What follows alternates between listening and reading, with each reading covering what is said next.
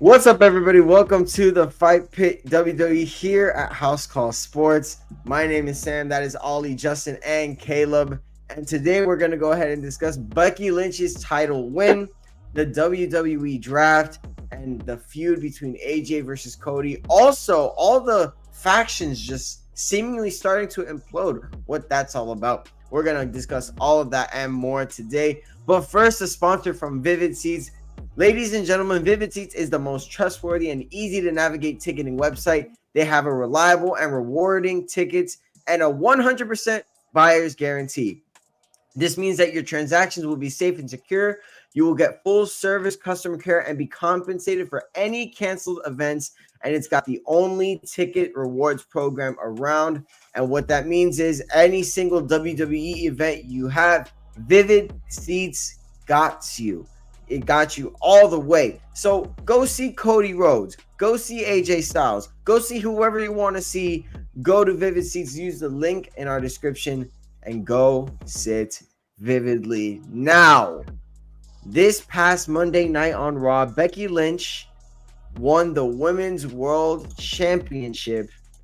And in a really, really good battle royale, the final two being Liv Morgan and Becky Lynch. The final three, we'll go ahead and mention Nia Jax, Liv Morgan, and Becky Lynch being the final three, and Becky Lynch coming out on top. It was one of those, spots in the apron that we all get tense for. Definitely a spot that every single time the women do it, it feels more tense. It happened in the 2023 Royal Rumble, felt intense. Same thing with this past year's Royal Rumble, it felt intense. And then in the Battle Royale, it was just as intense as well. So, I mean, when it comes to the women and being on the apron during any kind of Battle Royale or Royal Rumble, I can rely on them to have my heart pounding for reasons being the wrestling, obviously. Now, gentlemen, the fateful question. Caleb, I'll go ahead and start with you. Was this a good decision for WWE to put the belt on Becky Lynch? I'm going to give two answers. Logically, I think no, but business-wise, I think yes. So, in the case of business-wise, Becky Lynch is a draw. You have the title on her. She's going to bring the ratings in. She's going to bring in viewers. People are going to be excited to see what's next. But if you're talking about what people wanted, it's not exactly what people wanted to see. We've already seen Becky Lynch as champion before. We don't need to see it again. This is a time for either Liv Morgan, maybe somebody like Tiffany Stratton. I know that might be a little bit premature to say that, but I'm just saying, like, given what the audience wanted the past few weeks, it's just not really the most logical decision. That's what I have to say about that. Definitely. And the IWC definitely had their thoughts on Becky Lynch winning. I have my thoughts on the IWC in a second, but Ollie, I'll go ahead and go to you next. Becky Lynch, your new women's world champion. Yeah, and I think this might be a bit of an unpopular opinion, but I actually liked it. I liked the call to give that one to Becky because, look, I just think that Liv didn't necessarily need the title yet. As much as you can argue, yeah, that's what the fans wanted to see. I think it looks like they're kind of doing with Liv what they did with LA Knight, where they're just having a sort of flirt with the conversation of the main event scene without actually pulling the trigger. And look, I don't know if this was just me, but Becky was kind of becoming a less of a big name. Like, don't get me wrong, she's still one of the top workers in the company, but she's like less of a big name as she used to be. Like, let's go back to her prime, 2016, 17, 18, when she was winning championships like it was nobody's business. She had all of the star power of an entire company at the tip of her fingers, and arguably the biggest draw of the women's division at that time, alongside the likes of Sasha Banks and Charlotte Flair. But since she stopped winning championships, and I'm not going to include that win over Bianca Belair at SummerSlam 2021 because nobody was happy with that one, she just hasn't had that same draw. And I feel like this title reign, however long it might end up being, could be exactly what she needs to maybe get back to the level that we're all used to seeing her at. Right, and I think that's very important. You know what I mean? I think, and I'll go ahead and go here before you go ahead and finish, Justin. this was a great decision. An amazing decision in my opinion. And I know the IWC really doesn't agree with me, but I, much like Triple H and anybody there in Gorilla, sometimes you just gotta ignore them. And in this case, they should. Here's a couple reasons why I think Becky Lynch winning the title is very good. Number one, it keeps the Liv Morgan revenge tour going. So you don't want the revenge tour to be complete after 2 weeks after you injure Rhea. No, you want her to feel like, why did I injure Rhea if I can't even capture the title with Rhea gone? That's, I feel like, an element of the story that can really, really, add layers to the character of Liv Morgan. The second thing, look, Becky Lynch, I know she isn't as big of a draw as she used to be, but she still is a draw. I think people are genuinely interested in her. And the fans love her still. Look, pay no mind to the IWC, because if you listen to that crowd, everybody really did want Becky to win. No one really popped that hard for Liv Morgan when she was introduced. And I think that's very important. What are the fans in the live audiences thinking at that very moment? And if they don't really give a crazy reaction for Liv Morgan, but they go nuts and bananas for Becky Lynch, think about it. After she won the title, she went out to the crowd, kids going to hug her embracing the kids, posing. I mean, look, say what you want about Becky Lynch. Quite frankly, this win for Becky Lynch, it's going to mean a lot for her. And then eventually, and this is going to be my third point, it's going to leave a lot for Liv Morgan. Liv Morgan can now get over in a better way. Look, if you have her win a battle royale, that's too easy. It's too simple. You want Liv Morgan to be a champ. You want it to feel earned. That's why WWE takes their time with LA Knight, because LA Knight is now a superstar and he hasn't been champion yet. And when I say a superstar or maybe megastar, I mean it, because now he's in commercials. Now he's in so many other things that we thought. He is literally doing ads for the UFC. That is crazy. LA Knight would never have gotten this popularity at all if they just gave him the title, completely pushed him, and then all of a sudden, I mean, who cares about him? But he's still hot, he's still over, and when he eventually does win that championship, it's going to be worth it. And then finally, Liv Morgan turning heel. I mean, this is the way to go. This is how you make her character even more interesting. She's been second fiddle for so long. This should be her breaking point. I want this Monday on Raw for that heel turn to happen. And I think it's going to be something that Liv Morgan fans are going to want to see. WWE fans are really going to want to see. And it really isn't going to like this loss that Liv Morgan has is only going to make people want her to be champion more. So I genuinely think this is a great decision from Triple H and the gang. And I'm looking forward to see what they do with it. Justin, I'll go ahead and go to you. What do you think about Becky Lynch winning this championship? So I'm gonna describe the three people that were affected by this. I'm gonna go one with Becky Lynch, one with Liv Morgan, and one with Nia Jax. For Becky, Raw needed somebody who can hold down that women's division in the interim. You know they got something cooking in the background that's going to take place over the next couple of months, but they needed somebody who has that experience of pretty much holding down that entire division. So while I wasn't a big fan of it in the very beginning when Becky first won it, I kind of came to that realization that, okay, Becky may not be the man that she was when she was at the height of her career, when she beat Ronda Rousey and Charlotte for, both titles at one point. But she was the best person who can hold down that division and have good rivalries over the next several, let's say, weeks and months, however long WWE wants her to hold the title. In the meantime, until some of the seeds that, they sow are coming up. One of those things can be a Nia Jax, who Nia playing as the heel role of pretty much running rampant through everybody, especially in the back, possibly injuring people. Oh, guess what? We already have that storyline with Nia and Becky. So now you can hold over something with those two for a couple of weeks. And that's where I'm going to technically see this title reign going, as like just a holdover for something bigger. And that bigger is Liv Morgan. And with Liv, this does help build out her story arc a lot more, because this is about the Liv Morgan Revenge Tour. And they are doing a bit of a pivot away from the winning Rhea's title to taking something else that Rhea loves.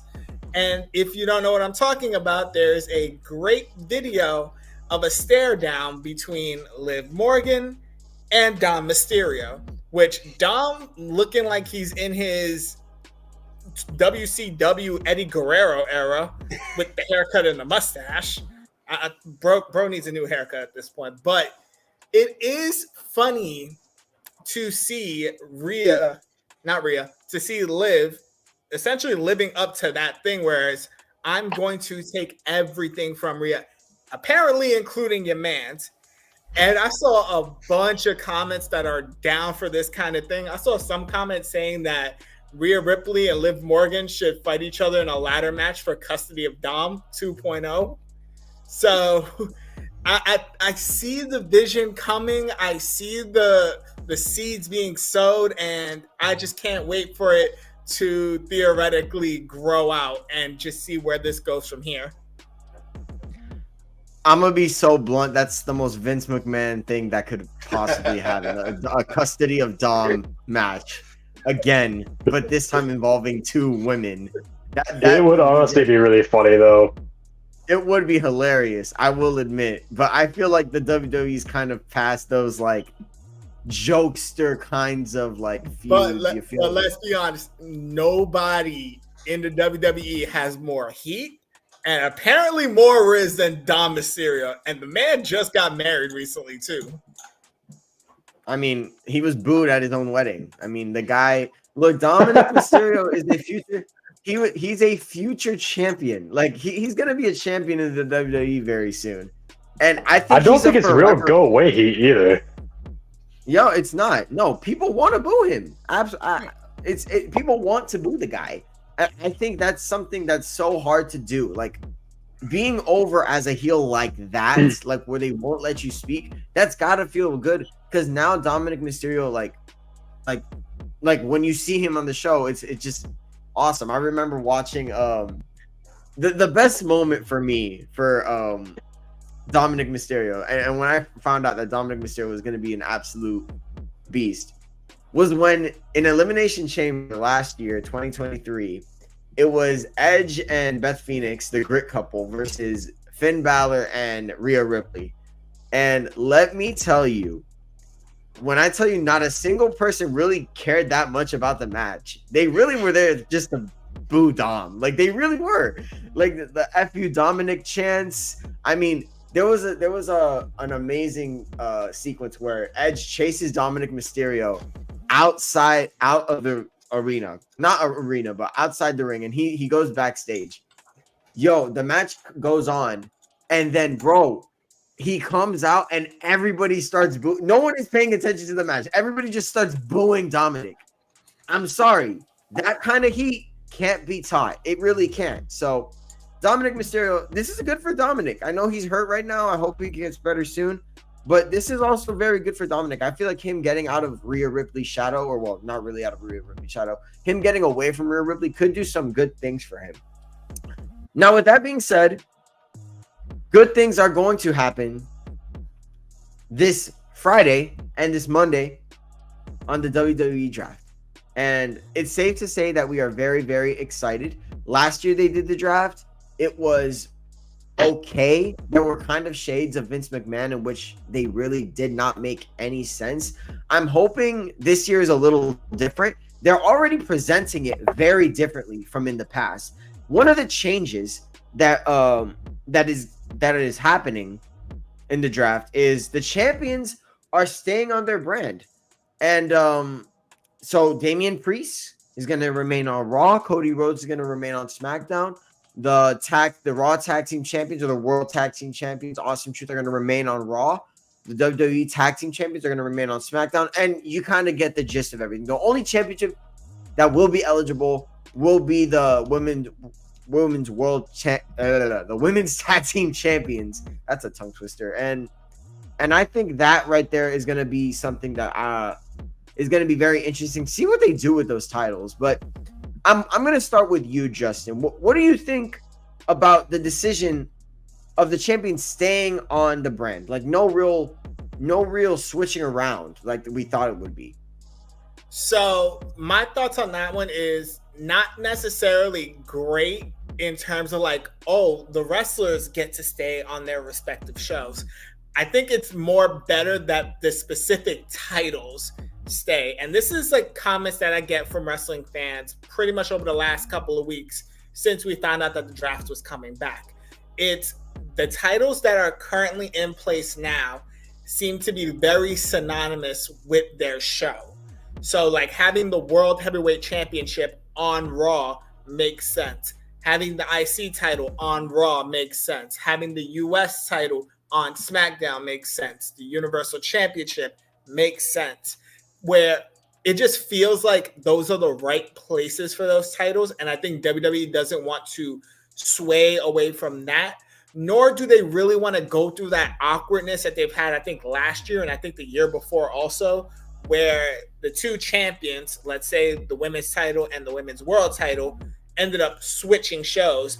And all of a sudden you have this weird exchange where the two champions have to essentially give each other their belts. So I feel like it's a good thing to do that. It also makes things interesting to know, like, we know more or less who's staying in their respective show. Like, we know Damian Priest is staying. We know Cody Rhodes is staying on SmackDown. We know Sammy's staying. We know who's the current, look, I don't even remember who's the current US champion. God dang.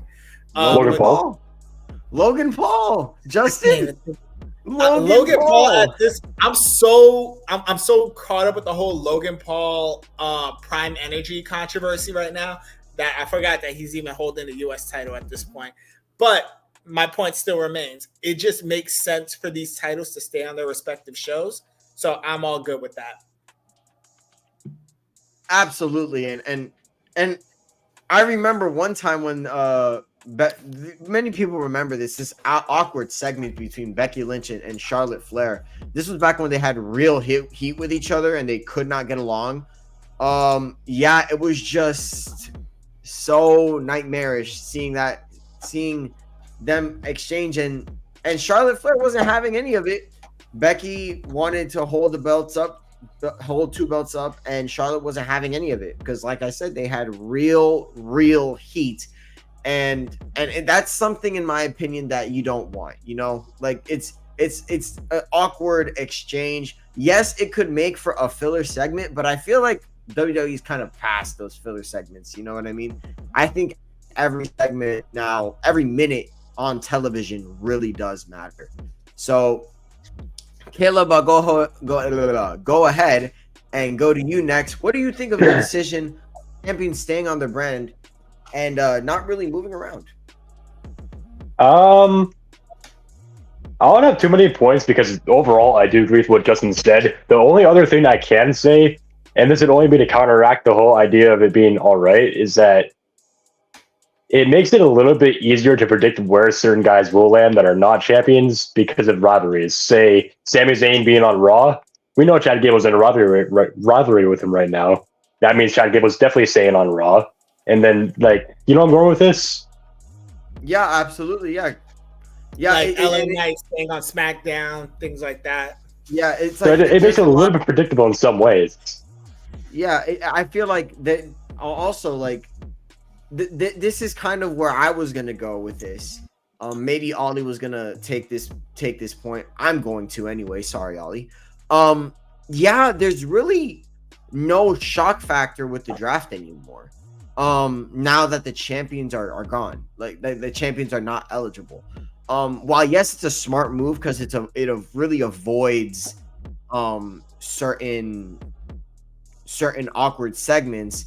I feel like the shocking, drafting of Triple H to SmackDown was such an iconic moment. And that's something that will be etched forever. The Undertaker being drafted to I believe it was Raw, maybe for Ric Flair. That was a memorable moment, mainly because of John Cena being drafted twice in the same night. Exactly. Like that can't happen anymore. Like I feel like those shocking things won't be able to happen. Now, granted, most of the shock factor was because Vince was kind of out of his mind. So maybe that might be the case. But overall, I just think that the shock factor of the draft is definitely going to take a hit. I still think it's going to be great. I still think we're going to get some pretty funny banter between Nick Aldis and Adam Pearce and Ava Raine, apparently. We'll get to her soon. I think I feel like there's a lot that can. What's up, Justin? I think Ava Raine does not really have a dog in this fight. I'm gonna just make this quick because Ali should have the time to make his point, but I feel like the shock factor is not gonna come with superstars going from Raw to SmackDown. I think the real shock factor is gonna come with who's coming from NXT and what shows they're going to. Right, and that's.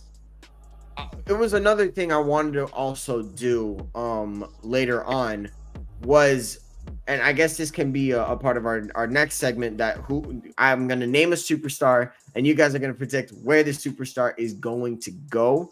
I'll do that in a second, but I think NXT doesn't have a dog in this fight because they're trying really hard to make NXT a big deal. They really are. And I think they really shouldn't, because NXT already is a really big deal, and trying to make it an even bigger deal, even though it's developmental, is kind of counterproductive. Like, it's developmental, and sometimes you're going to get your vets down there, like Baron Corbin, right? Natalia is down there. Those people serve a purpose, and I think that's very important. Finally, Ollie, I'm going to go ahead and go to you here. What do you think about the champions staying on their respective brands? Well, I'm kind of two minds about it. I don't really know how to feel because, okay, it does make the first overall pick less predictable because no one's just going to go, oh, yeah, we picked Cody Rhodes, and then bang, that's the first pick done with.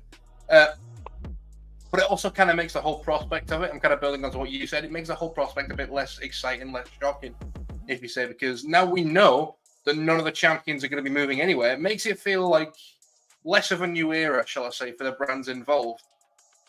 And another thing I wanted to point out, if any of you know me, you're going to know that my absolute favorite superstar in the WWE, someone who I think is in the conversation for not only the best wrestler in the WWE, but best wrestler on the planet, is Ilya Dragunov. Now, everyone and their dog has been screaming all over social media that after he lost the NXT Championship to Trick Williams on Tuesday night, he's all but confirmed to be getting the call-up, but the official draft pools for Friday night and Monday night have been revealed.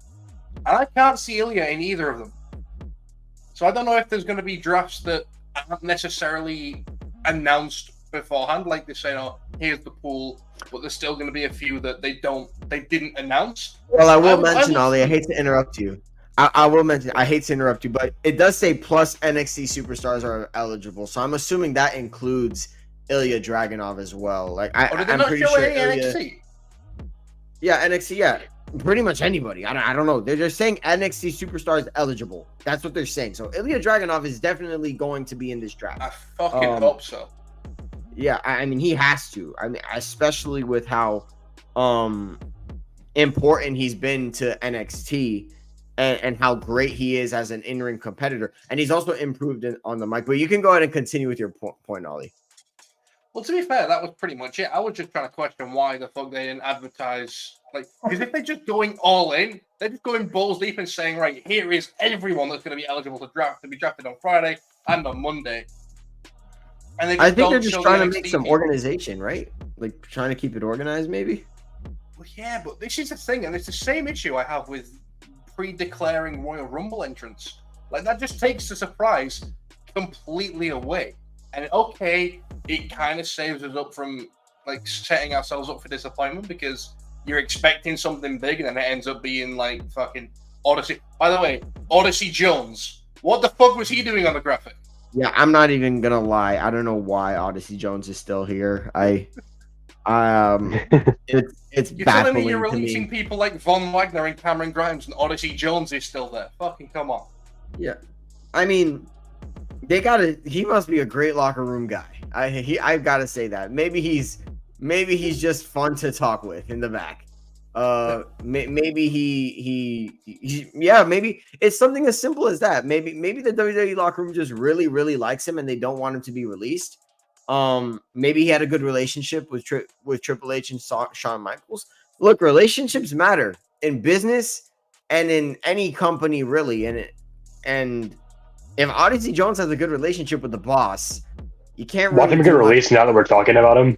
Yeah, it would be kind of that would be ironic funny. that we're talking about him as this. Oh, he's just has good relationships with the boss, and then tomorrow he's just gone. He's just gone. But to be fair though, if you have a good relationship with the boss, surely that means you're at least getting put on TV. He hasn't been on TV at all since he got drafted. That's very true. That's a point that I can't really explain it. After that, so Odyssey Jones is in this draft. I'm sure maybe I will say this. The rules of this draft, I'll go ahead and say it real quick. There's going to be 4 rounds and 16 total picks for SmackDown, and then 6 rounds and 24 for Raw. That's so confusing. What this is telling me is that not every superstar is going to be picked, which means we're going to have some undrafted people. I'm thinking that some of these undrafted people, maybe they go down to NXT. And what that leads me to is, well, I'm going to go ahead and name a superstar. And you guys, each and every one of you guys, is going to tell me what brand, whether it's SmackDown, Raw, or NXT, what brand is this superstar going to land on? I'll go ahead and start with the first one, LA Knight. Yeah. Yeah. Finally. Yeah. So, Justin, I'm going to you. Where do you think LA Knight's going? Oh, I think he stays on SmackDown because you've built up this potential rivalry and this potential stardom of him going after the U.S. title. And with champions staying put where they're at, you need to have the megastar versus the social media star at some point. So LA Knight stays on SmackDown. All right, Caleb. SmackDown. Just a SmackDown guy. He has a SmackDown feel. It's really That's very true. I feel like, LA Knight just belongs on SmackDown. He seems like a guy who could be on SmackDown for life, honestly. He just seems like that kind of guy. Ollie, what about you? Well, I think we're going to be seeing LA Knight on Monday nights. And there's a reason that I think it's because if they're going to try and push him and build him towards being a world championship contender, I don't think Cody Rhodes is necessarily the feud for him. And because that title, right, as much as you can say Cody appears on both, that title cemented to SmackDown because of when Roman Reigns was there. So we're really looking at, if you want to make LA Knight a world champion, you've got to move him to Raw, and you've got to make him start feuds with, shall we say, Drew McIntyre or Damian Priest, or even Jey Uso, who could end up winning. So the feuds on that side, on Monday Night Raw, just make a lot more sense because it feels like Cody is a bit preoccupied with the feuds he's got going on, and the stories there aren't really finished. So if the WWE are going in the direction that I think they're going to go with LA Knight and try and make him a contender for the World Heavyweight Championship, I just don't think the feud with Cody Rhodes makes sense because you're going to have to turn one of them heel. And I don't think the crowd are quite ready to turn on LA Knight yet. So I think he's going to go to Monday Night Raw. And I think we could see a lot of feuds develop from that.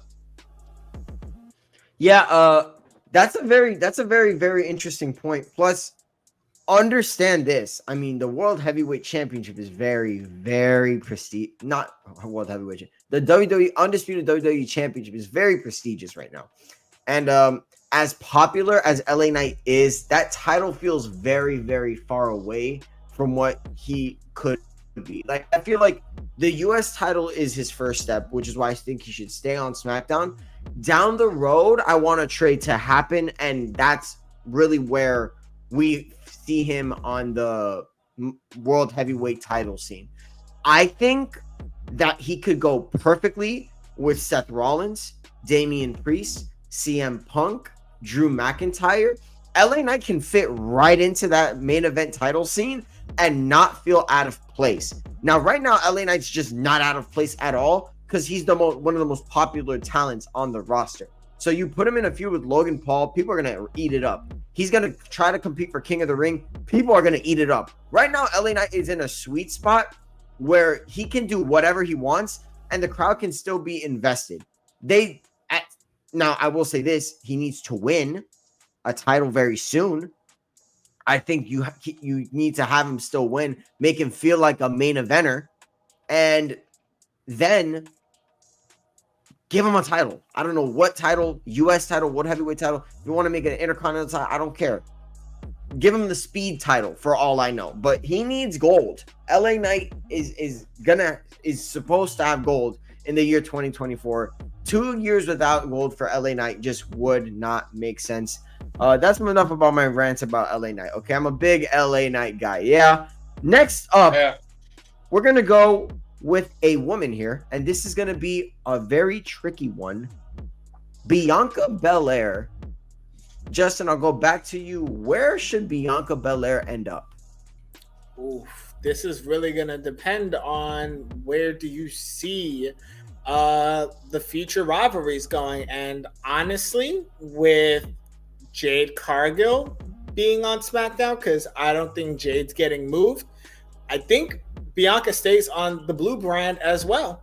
And I think you ultimately have Bianca and Jade beat the Kabuki Warriors this year, some point, to take the women's tag team titles, bring some relevancy into those titles, because let's be honest, the women's NXT North American Championship has more prestige and nobody has that title yet. So I think you built that rivalry and then you separate the two and we get Cargill versus Bianca, which is the match that pretty much everybody's asking for.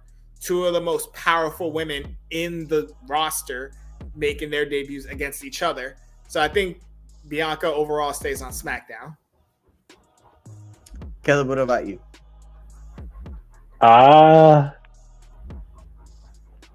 She almost has that kind of LA Knight feel to me too, being a SmackDown kind of star. I don't know. Don't really got too much about that. It's just I see her being SmackDown for life. I mean, she's relatively new to SmackDown also, because she has been on Raw and has been Raw Women's Champion. She's been a Raw girl too for a bit too. So she just seems so much better on SmackDown though.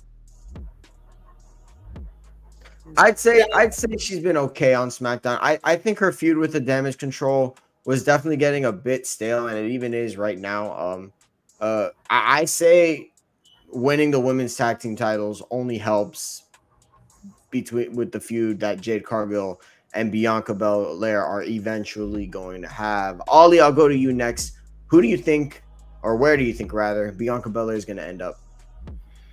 Yeah, I'm going to kind of have to agree with a lot of what Justin said. I think where Bianca ends up, I think heavily depends on where Jade ends up, because there's no way you're putting them two on different brands when you have not only a women's tag title reign, but you've got a feud right there. Like, you can split these guys up later down the line, and you've got one of the best women's feuds we've seen in recent memory. So, I don't know, because it doesn't feel like Jade's going to get moved either. So, if we look at that, and I know Bianca's been weird because she's kind of been bouncing between the two brands ever since she got called up from NXT. Like, she was on Raw, then she was on SmackDown for a bit, then she was on Raw again for a while, and now she's back on SmackDown. So, logic should say that if we're following that pattern, she's going to go back to Raw, but I don't think so. I think it's very heavily dependent on, like I said, where Jade Cargill's going to end up going. Yeah, I can explain Sorry. Go ahead, Justin. No, go ahead, Justin. Absolutely. Yeah, no, I can explain a little bit of that, because if you think back to 2023's draft, where they had the Raw brand, the SmackDown brand, and then the free agents, what the free agents were able to do is bounce between both shows. And I think Bianca was considered one of the free agents up until they put her in that main event scene for the Raw Women's title. Yeah, I'm gonna be honest. This is kind of an interesting dilemma, and this is kind of why I put Bianca Belair. Right now, there is a bit of a lack of star power in Raw, with the exception of Liv Morgan and Nia Jax and Becky Lynch. And I know I just named three women, but I feel like Bianca going to Raw would make sense. I think she's done her fair share going to SmackDown and competing for that title. I think coming to Raw and having another feud, maybe as a heel with Becky Lynch, would really do her a lot of favors. Now, I know they really want to do this feud with Jade Cargill, and it's going to happen. And I think Bianca staying on SmackDown is kind of a inevitable. But let me go ahead and pitch Bianca Belair being on Raw. First of all, as soon as she goes on Raw, turn her heel. What this does is it makes Raw even more interesting in the women's division, a women's division that is very lackluster and aside from very top heavy rather. And yes, you got your Chelsea Greens, but other than that, there's the way she's been built up. She's been built up as a loser. You want a dominant heel champ or a dominant heel woman? Yes, Nia Jax is up there, but Bianca Belair would also feel very fresh as a heel as well. Now, the kids love her, so it would be a bit of a problem because she's so over as a face still that turning her heel would be really heartbreaking. And I would imagine her merch sales would likely take a hit. But I feel like Raw right now desperately needs another heel woman that's as dominant as Nia that could be refreshing to Raw. Yes, the Liv Morgan Revenge Tour is going to remain the main theme. But I think having Becky feud with a Bianca Belair and then eventually Rhea Ripley comes back and maybe even giving Rhea Ripley, maybe having Rhea Ripley go on SmackDown and have Liv Morgan go to SmackDown as well and have her finish her story over there. I think that could really do some damage. Look, quite frankly, I think Bianca Belair going to SmackDown, it's going to happen. I think it's what's absolutely going to happen. But I think something that would be refreshing is seeing Bianca Belair be a heel, which she has not been a heel her entire WWE run. Now, she was in NXT, but her entire WWE run, it's been as a babyface. And I feel like eventually it's going to feel a bit stale, and Bianca Belair turning heel would 1000% work for me, at least. I'm going to go ahead and name two more names. And this next one I think is going to be very interesting because I don't think any of you guys are going to really have an idea of what you guys are going to want to do. Next name up, Shinsuke Nakamura. This right here has been one of those names that has been really in the loop ever since his heel turn. So I'm curious to think. Justin, I'm going to go to you again. Shinsuke Nakamura, Raw, SmackDown, or NXT? I want to say Raw because I'm thinking about the mid card title picture. I'm thinking either the IC title picture or the US title picture. And I'm thinking which brand really needs a heel in that mid card field, because right now you're probably seeing Chad Gable on Raw, and then outside of Chad Gable, not really seeing many players in that mid card field on Raw. SmackDown, you got a lot of players there. You got Randy, you got KO, you got Logan Paul, you got LA Knight. You have players in that mid-card field on SmackDown, but I think Raw really needs to build that, and to have somebody that can theoretically mind fuck with everybody in that division. Because even though I'm not a fan of the vignettes and the whole anime villain style, it works and fans do get behind it.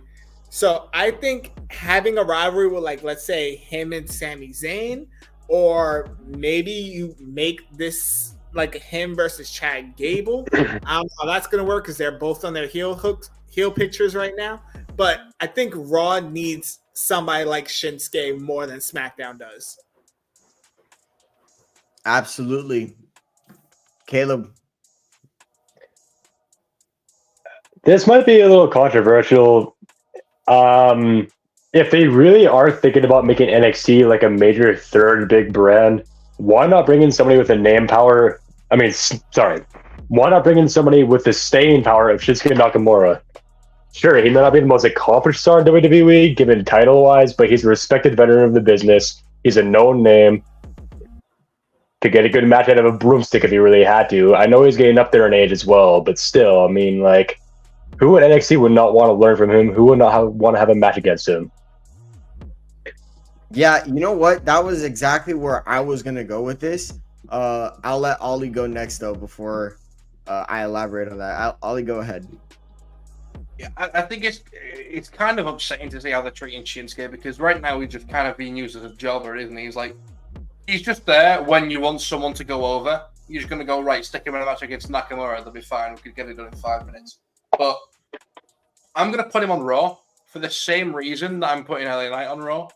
That's not because I think he's going to be involved in the World Championship scene, but I think the potential for feuds, if a majority of the roster stays as it is, and you've got the people who are on Raw right now still on Raw after the draft, I think the potential for feuds there, if you want to try and build some power, some recognition, some heavy hitting back in the name of Shinsuke Nakamura, because let's be honest, there isn't really any at the moment. So if you want to build the recognition that he once had when he was in the, say, against AJ Styles when he had that feud for the WWE Championship, if you want to build him to be that again, the best way to do that is to find him some very good feud, and I think the potential for those is a lot better on Raw than it would be on SmackDown. But then again, that's if things stay as they are right now, which again, the chances could be very big or could be very small. But I cannot be the only one who would love to see a feud between Shinsuke and Drew McIntyre. Come on. That would feed families. Yeah, but my problem with that is that Shinsuke has been on a pretty sizable losing streak right now, and he's not being built up to the level of Drew McIntyre.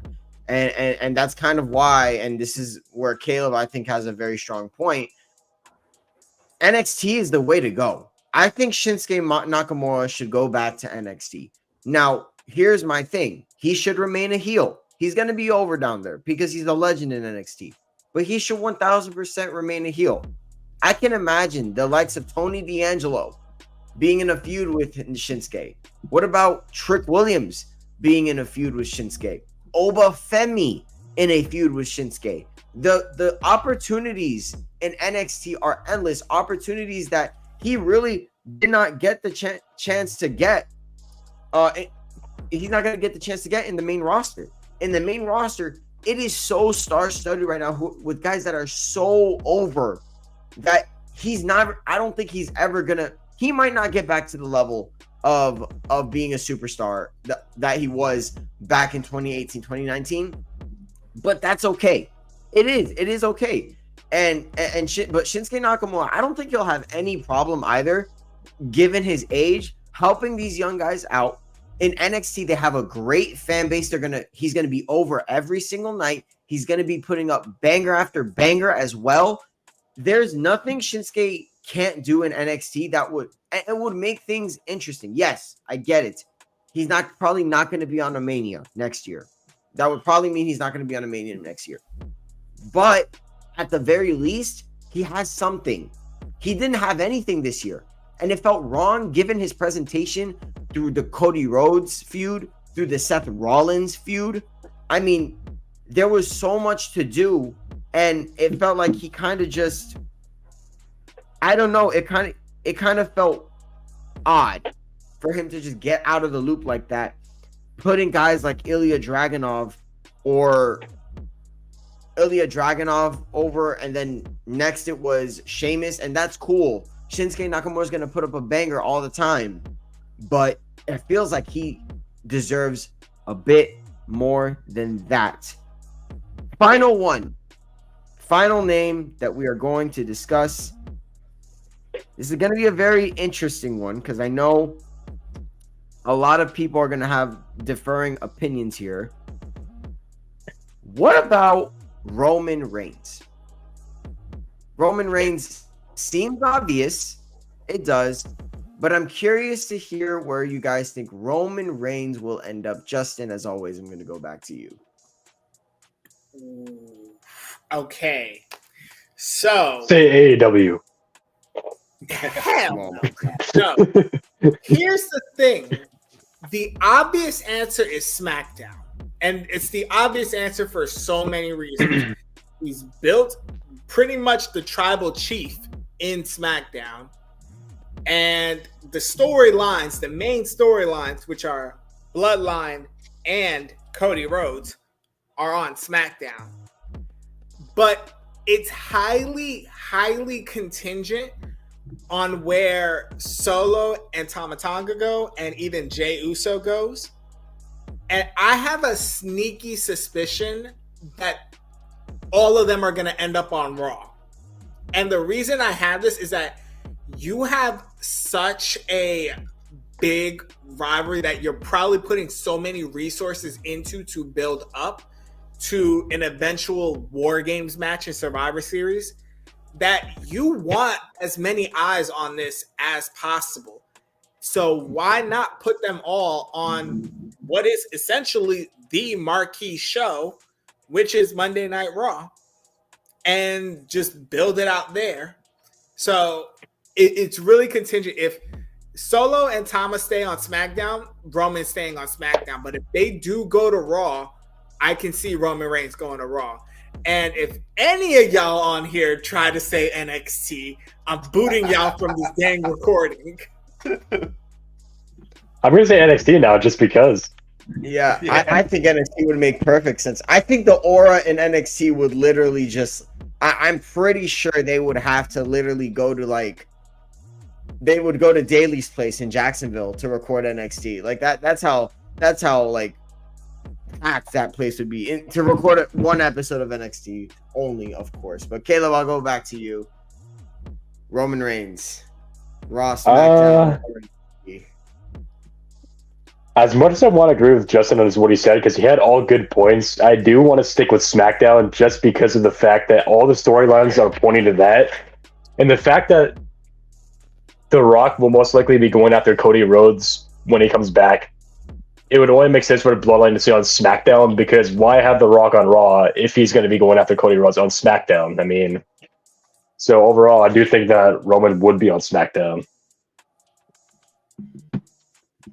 Ollie? NXT. No, I'm just kidding. I swear to God, Has a button right I'll here, just fly Justin. across the pond to come after you. No, AEW all the way, bro. Already. Absolutely. When we're getting Reigns versus Mox. Anyway.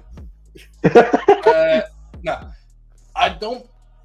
I'm going to sound boring, but I think it's pretty much exactly the same as what Justin was saying, because it really does depend on where Solo and Tama Tonga end up going. And right now, I just don't think there's any need to move them from SmackDown. And to be honest, I was kind of surprised that Roman Reigns was included in this little draft pool, because he's supposed to be taking a bit of time away. And if he's supposed to be on this massive sort of hiatus, why is he still being included in programming? Like, surely you just want to make his return surprising. And I know we never know when it's going to happen. Could be months down the line. But including him in the draft just doesn't really feel right when you're building up towards potentially a faith return. And if you're going to just, we know Roman Reigns is taking a few months away, but we're going to stick him in the draft regardless. It just feels a little bit pointless and a little bit just meaningless. But I do think he's going to stay on SmackDown just because the Bloodline story with Cody Rhodes has nowhere near finished yet. And again, wherever the Bloodline are, Roman Reigns is going to be. And I think we could see a surprise debut in the shape of Jacob Fatu over on SmackDown, or so I've heard. So that's setting up perfectly. If Jacob Fatu ends up showing up on SmackDown, done. Roman's staying on SmackDown, because there is no way you can have that many Bloodline members on SmackDown and then just chuck Roman over to Raw. It doesn't work like that. And that just makes no sense. So, yeah, I think Roman's definitely going to stay on SmackDown. Or in the purpose of pissing Justin off NXT. Right. I definitely agree, but I'll say this, man. I'll say that. I'll say this. Stop smiling, guys. I'm trying to make a point. Look, I'll say this, man. I think that Cody Rhodes should be done with the Bloodline storyline for a long time. I think this summer should be about building up or having good feuds. AJ Styles, I think, and we're going to get to it later, I think AJ Styles, that feud could last for more than 2 months. More than a month. I think it could. 1,000%. There's so many players on SmackDown that you could choose from that could really, really, really make things interesting for Cody Rhodes. But as for Roman Reigns, I also think that it just didn't make sense for him to be on this draft pool. But the reason I included him was, hear me out, and I know this is super unlikely. It's probably not going to happen. What if they just don't draft Roman Reigns? What if they just let Roman Reigns go undrafted? And he can really just be undrafted and show up anywhere he wants. Think about the tribal chief gimmick. Something larger than even the top guy, the general manager, whoever. He has so much motion. His cousin is on the board. I don't want to go to SmackDown. Let me go to Raw instead. Let my family go to Raw instead. Hell, let's go to NXT 1 month just for the hell of it. Now, very unlikely, but that's the kind of motion Roman Reigns has. I think Roman Reigns going undrafted is going to be a real possibility because Paul Heyman knows Paul Heyman, here's how it would go. And it would be genius. Paul Heyman goes up to Nick Aldis, goes up to Adam Pearce, and he says, Roman Reigns will not be participating in this WWE draft. Carry on. And they find no reason to pick Roman Reigns because he's not participating. And it makes sense too, because guess what? He's going on this hiatus, right? He's recording movies. He's going to Disneyland. He's doing a bunch of other stuff. So having Roman go undrafted, it just might make sense because one, he's the tribal chief. He can do whatever he wants. And two, since he's going on this hiatus, it makes sense for him to go undrafted. It makes sense for the general managers to be tired of him and deem him as not really worthy to be drafted since he's so arrogant or whatever. Yes, he is a big draw, but if he's a big draw, he needs to be a big draw, in my opinion, everywhere. And I think Raw, SmackDown should not. I think SmackDown shouldn't just be exclusive to Roman Reigns anymore. I genuinely think they need to ship this thing over to Raw, given the fact that they are going to Netflix in 2025, and they really want somebody, and they really want Raw to be a flagship show by that time. So I think Roman Reigns being undrafted is a very real possibility. I think I'm just thinking a little bit too outside the box here, and I think that Roman Reigns will go to SmackDown. But I could see a scenario where Paul Heyman is just like, hey, the tribal chief doesn't want to participate. And that would be just cinema. It would make too much sense. I'm curious what you guys think about that. Don't say it for Tony Storm. Both of us just said something. No, but it's definitely a possibility. You could definitely work that in to where Roman Reigns essentially becomes a free agent and can travel between both shows or all three shows. If you really just want to put him on NXT because he's just gonna wreck everything and leave, then fine, do it. But it have that fluidity of going into both shows works. Because let's say they do move Solo and Tama into Raw. Well, now he can go destroy them on Raw. Let's say The Rock comes back to SmackDown, goes after Cody. He could go to SmackDown and be like, what the hell are you doing? And then I'm just going to spear through you again, but this time on purpose. So having that flexibility with Roman Reigns does sound like a great idea. And I will say the reason why he's on the draft board, even though he's taking time off, is because literally everybody's up for it, even if you're away for any reason. Seth Rollins is on the draft boards technically, and he's going to be out for a while. And that's another one I think might get moved too, but I digress on that. Right. Look, I definitely think it's a possibility. I think Roman Reigns, it really does fit the tribal chief character. And I wouldn't put it past Paul Heyman and Triple H and Roman Reigns to really devise some kind of plan there. Next up, and this will be our final segment before we have to get on out of here. Cody Rhodes versus AJ Styles, a dream match that we never thought we'd ever get to see, given Cody Rhodes' status in AEW. However, he jumped ship. He's in WWE now. This is a match years in the making, and we're getting it at Backlash in less than 2 weeks, and I'm very excited for it. So, Ollie, I'm going to go to you. What can you expect from this feud? These two are going to cook. But for me, it's just a shame. It's so predictable because nobody with more than half a brain cell can realistically see AJ Styles beating Cody Rhodes at Backlash.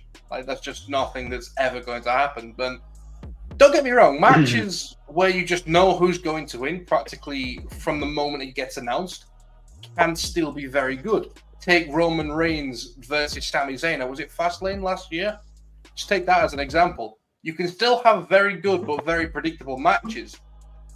But no, there's a reason they're lining this up to be the main event, because this will be the match of the night, and I'm really looking forward to it. It's a dream match. Everyone's dream match for a reason. I think these two would work very well together. I'm not looking forward to the amount of phenomenal forearms we're going to see, because I can imagine they're going to be like at least 10. And same goes for the crossroads. There's going to be about 15 of those. So it'll be like a spot fest, but a good spot fest, if you know what I mean. So we're going to cook. It's going to feed families. It's going to be cinema. I apologize to Tony Storm for using that phrase. But no, I'm really looking forward to it. I do have a thing I want to say about the whole match in general. So it's probably not going to be much of an occurrence, but let's say it comes down to the end of the match. Do you think that LA Knight should interfere to cost AJ the title, or do you think Cody should win clean? Ooh, what does this do? Well, that's a good point. I don't think they really should include LA Knight anywhere near this feud. I think the feud between LA Knight and AJ Styles is done. I don't think there needs to be a rubber match. If there's going to be a rubber match, I think it should happen in the King of the Ring tournament. And wow, that's a very interesting point. I don't think LA Knight is not that well. LA Knight is petty. How petty you want to make LA Knight become, because let's remember, AJ cost LA Knight the match at Elimination Chamber. So it could be a possibility, but it's really a long shot. I think you want to build this rivalry between Cody and AJ to be a longer term thing, probably like 2-3 months. So I think it's going to be a clean decision, but I also think after Cody wins, AJ attacks him. Yeah, I was going to go to this. This is a feud that doesn't need a build to really happen. There's a reason WWE is making this really a 1 week or 2 week build, and then they're just going to have the match. I think AJ Styles, this is going to be a feud that can last multiple pay-per-views. So after Backlash, I think there's going to be maybe at the King of the Ring pay-per-view or PLE. I think this can go way farther, and I think they can make a really good feud out of this. Now, would AJ Styles win? Probably not. He probably wouldn't win this feud, but I think having AJ Styles be just involved in the world title picture, I think it really does make sense given what he's been doing for the business for a very long time. So I definitely think if we're gonna do this AJ Styles feud, I don't think it should be a one match and then Cody Rhodes goes on to another opponent. No, I think AJ Styles and Cody Rhodes have something here going all the way back to Bullet Club. So I don't think we should just make this a one match Backlash feud. I think this should be a main event of King of the Ring kind of feud. I think you can make this match, make this feud mean something. And a lot of people have been complaining about Cody Rhodes being boring. I think the way you make him, I don't think he's been boring at all because he's really had nothing to work with. But if you want to make him not boring, have him in a feud with AJ Styles. Have him mention stuff back about Japan. Because the good thing is that they have no problem mentioning Japan at all in WWE programming. The same thing with TNA. The only promotion they have a problem with is AEW, and quite frankly, that's because Tony Khan is kind of weird. So overall, I think that it would be smart for WWE and Triple H and Cody Rhodes and AJ Styles. Don't make this a one-match feud. Make this multiple PLEs. Make this feud mean something throughout the summer. We have something to look forward to, and I think that I trust that Triple H and the WWE will make this feud mean something. I do not think that Backlash will be the last time we see AJ Styles versus Cody Rhodes. And with that, ladies and gentlemen, thank you so much for watching the Fight Pit WWE here at House Call Sports. We look forward to seeing you guys next week. That has been Justin, Ollie, Caleb. I am Sammy HT.